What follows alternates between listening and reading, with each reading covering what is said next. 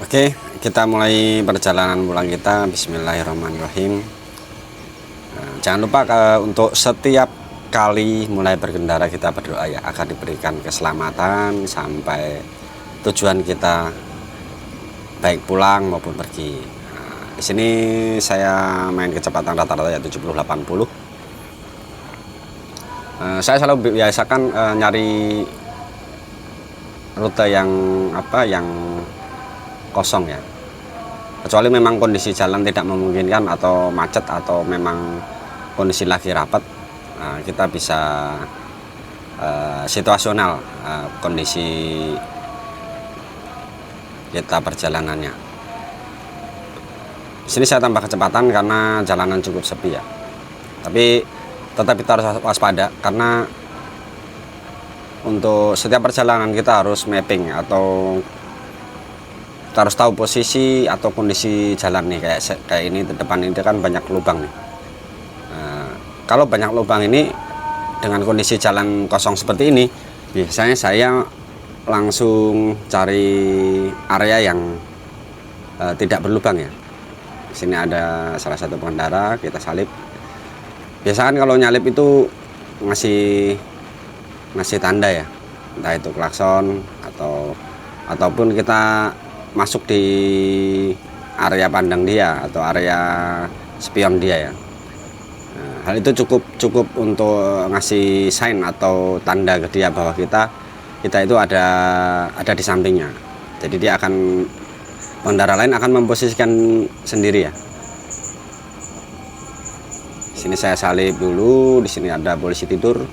Biasa kita kalau ada polisi tidur, ya. Kalau posisi polisi tidur kayak tadi itu biasanya saya lost gas ya, saya lakukan led brake 2 kali, jadi nggak langsung ngerem mendadak gitu, menghindari roda kita selip ya. Ya walaupun kondisi aspal saat ini masih bisa dibilang kering ya. Nah untuk situasi seperti ini, usahakan kita ada di sudut pandangnya pemotor yang lain ya, biar kalau kita nyalip mereka tahu, atau kita ngasih tanda berupa klakson. Di sini cukup banyak polisi tidurnya ya, jadi saya selalu lakukan led brake 2 kali. Itu udah kebiasaan saya. Kalau ngerem itu pasti led brake, dan itu 2 kali atau 3 kali, bahkan bisa lebih. Jadi nggak langsung dadak di titik pengeremannya ya. Jadi kalau mau ngerem yang aman, usahakan 1-2 kali pengereman ya untuk situasi seperti ini. Lain halnya kalau situasinya darurat ya, misalnya depan berhenti mendadak ya, mau nggak mau kita remnya ikut mendadak ya, nyesuaiin jarak ya.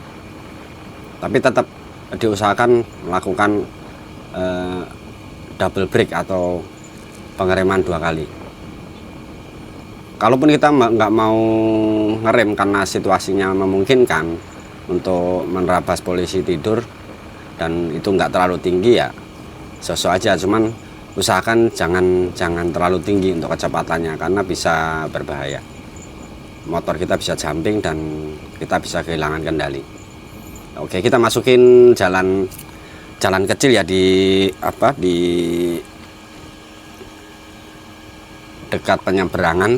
Nanti depan itu ada penyeberangan, dan di sini kontur jalannya cukup tricky ya, cukup banyak lubang, tidak halus kita bilangnya. Sini kita tetap jaga speed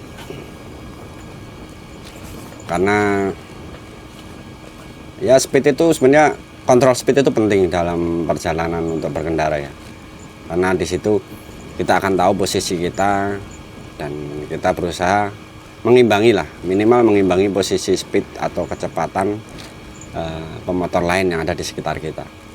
Karena kalau kita terlalu beda jauh, bisa terjadi overlapping, bisa terjadi accident juga. Kita masuk ke jembatan. Biasanya kalau untuk area seperti ini ya kita turunin aja kecepatan kita sesuai pengendara yang lainnya. kita ikutin aja ya, kita sabar karena di sini ngantri ya, kita harus ngantri untuk bayar perahunya ya. Oh ya, dan untuk naik perahu ini kita bayar Rp2.000 ya, cukup murah lah, karena ini merupakan jalur pintas ya. Kalaupun kita nggak mau bayar 2.000, kita harus muternya jauh, lumayan jauh. Pernah saya coba itu muternya sampai beda ya 7-10 menit.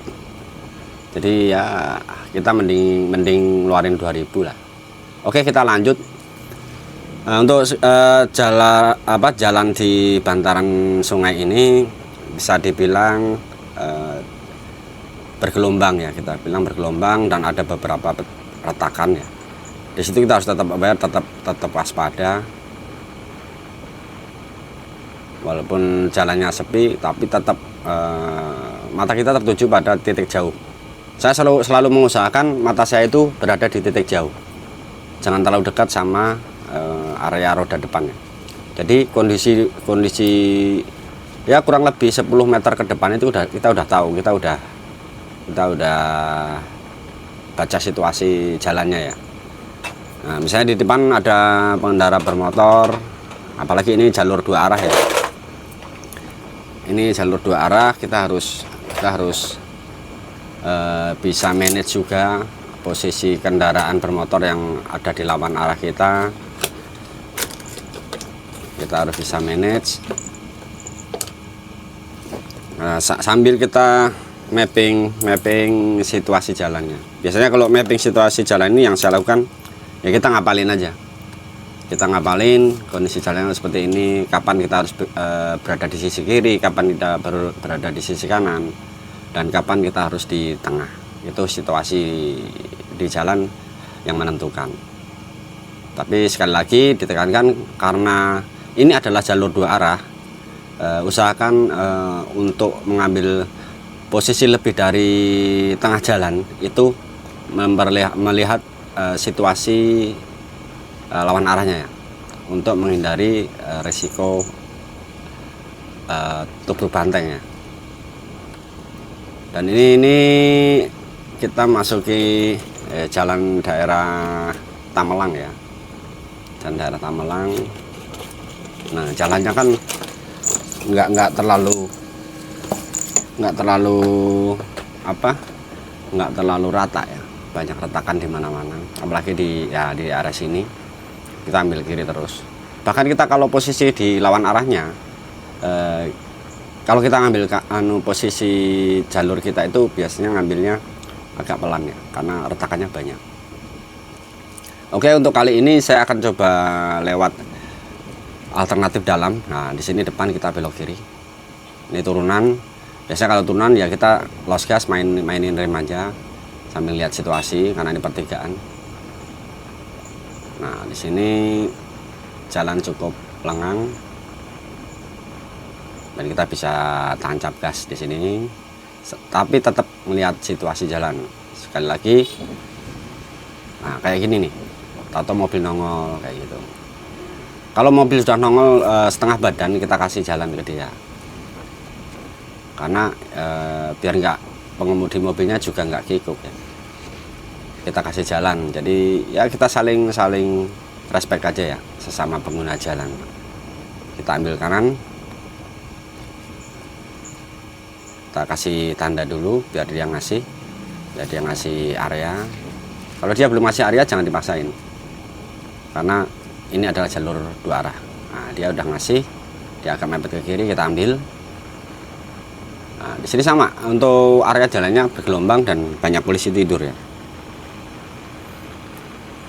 Ini adalah jalan menuju daerah Curug ya, daerah Curug Kosambi, yang mana nanti tembusnya ke jembatan ya, di tol ya. Untuk jalan sendiri masih ya, kita bisa dibilang bergelombang, ini masih bergelombang, tidak terlalu rata ya. Dan ini adalah jalur 2 arah. Nah, untuk jalur 2 arah kita main aman di posisi sisi kiri, tengah sisi kiri. Kita akan berada di posisi tengah itu kalau memang kosong ya, tengah ya, dan di tengah jalan itu kalau di luar area blind spot.